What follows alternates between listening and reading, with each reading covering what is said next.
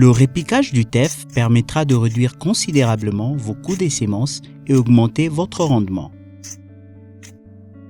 Pour la transplantation, vous avez besoin seulement d'un demi-kilogramme de graines de teff par hectare pour planter votre domaine.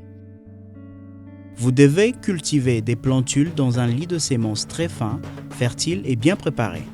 Le lit de semences doit être situé près du champ de transplantation principal. Vous devez commencer à mettre les plantules de 20 à 30 jours avant l'heure normale de plantation. Pour la culture des plantules, commencez avec un lit surélevé de 10 cm du sol fertile et faire des rangées ou de lignes qui ont une distance de 10 cm chacune.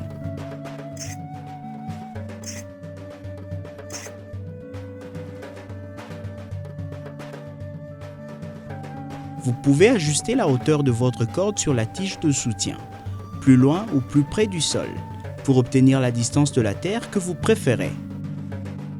Déposez les graines dans les rangées ou les lignes et les couvrir avec 2 à 3 cm de terre souple.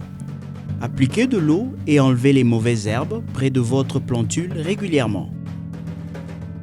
Avant le répiquage, vous devez nettoyer, labourer et niveler le terrain de transplantation principal. Assurez-vous que vous employez suffisamment de l'eau aux plantules à la veille de la transplantation.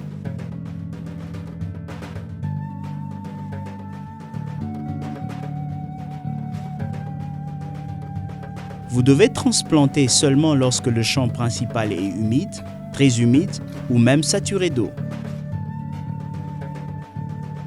Avant le répiquage, faire une rangée de 20 cm d'intervalle sur le champ principal.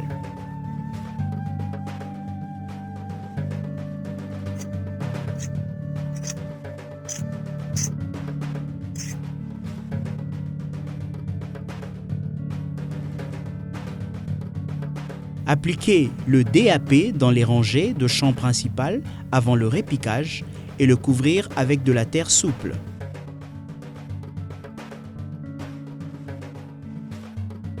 Mettez au moins 3 plantules dans chaque trou dans la rangée à un intervalle de 10 cm.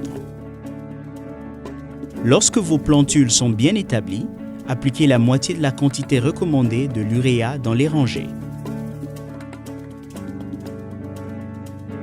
30 jours plus tard, appliquez la même quantité d'uréa dans les rangées. La transplantation permettra d'augmenter votre rendement en graines et en paille. Vous pouvez également économiser 29 kg ou plus de semences par hectare.